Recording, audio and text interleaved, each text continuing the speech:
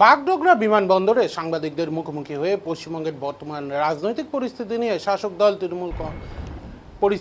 তৃণমূল কংগ্রেস এবং প্রাক্তন মুখ্যমন্ত্রী মমতা বন্দ্যোপাধ্যায়কে তীব্র ভাষায় আক্রমণ করলেন বিজেপি নেতা তথা কেন্দ্রীয় পরিবহন প্রতিমন্ত্রী অর্জুন সিং। তিনি দাবি করেন মুখ্যমন্ত্রী মমতা বন্দ্যোপাধ্যায় ও তার দলের নেতারা অনেক আগে থেকেই বিরোধী দলনেতা শুভেন্দু অধিকারীকে টার্গেট করে আসছিলেন। তিনি বলেন শুভেন্দু অধিকারীকে টার্গেট করা হচ্ছে, সেই সত্যি কথা বলার জন্য উল্টে তার বিরুদ্ধে এফআইআর করা হয়েছিল বলে দাবি তার।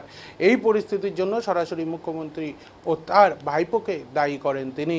মন্তব্য করেন প্রথম থেকেই পিসি ভাইপোর ইশারাতেই এসব ঘটছে। শুভেন্দু অধিকারীকে কেন্দ্র করে যে ধরনের চক্রান্ত বা ষড়যন্ত্র চলছে তাকে অত্যন্ত উদ্বেগজনক বলে অভিহিত করেন তিনি। মালদার বিপুল পরিমাণ টাকা উদ্ধারের ঘটনা নিয়েও প্রতিক্রিয়া জানান কেন্দ্রীয় প্রতিমন্ত্রী। এখনও রাজ্য জুড়ে অনেক টাকা লুকিয়ে রয়েছে। যেদিন পিসি এবং ভাইপোর আসল টাকা ধরা পড়বে সেদিনই তারা সত্যিকারের খুশি হবেন বলেও দাবি করেন।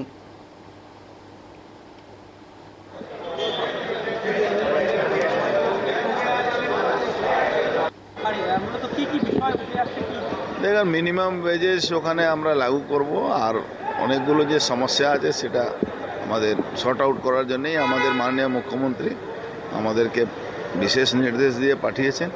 আমরা ওখানে গিয়ে বন্ধ চা বাগান নিয়ে কতটা বন্ধ চা বাগান আমরা খুলব। আমরা খুব সিরিয়াস আছি।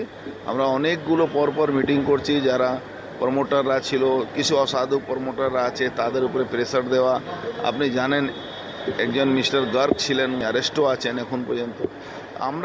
আমাদের কনসার্ন, আমরা এই ইন্ডাস্ট্রি যতগুলো আছে এটাকে আমরা চালাতেই হবে। এটা না চালালে কিন্তু বাংলাকে আমরা যে জায়গা আমরা দেখতে চাইছি সেই জায়গা বাংলা। একজন জঙ্গি এবং তার সন্দেহভাজন বান্ধবী ধরা পড়েছে। মুখ্যমন্ত্রী তার টার্গেট ছিল এবং আরেক মন্ত্রী তার ছেলেকেও। দেখুন, আমাদের মুখ্যমন্ত্রীর উপরে মমতা ব্যানার্জি অনেক আগে থেকে ওনার দলের লোকেরা এইসব টার্গেট করে। ওনার এক সহায়ক মার্ডারও হয়েছে।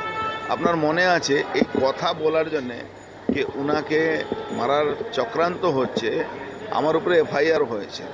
কিন্তু আমি বলেছিলাম কি আমি যা বলেছি সঠিক বলেছি, মানে ইন্ট্রোগেশনের সময় আমি বলেছিলাম সঠিক বলেছি। আমি আজকেও বলছি, এই ফ্রাস্ট্রেশনে এই পিসি ভাইপো প্রাইভেট লিমিটেড কোম্পানি এইসব করাচ্ছে।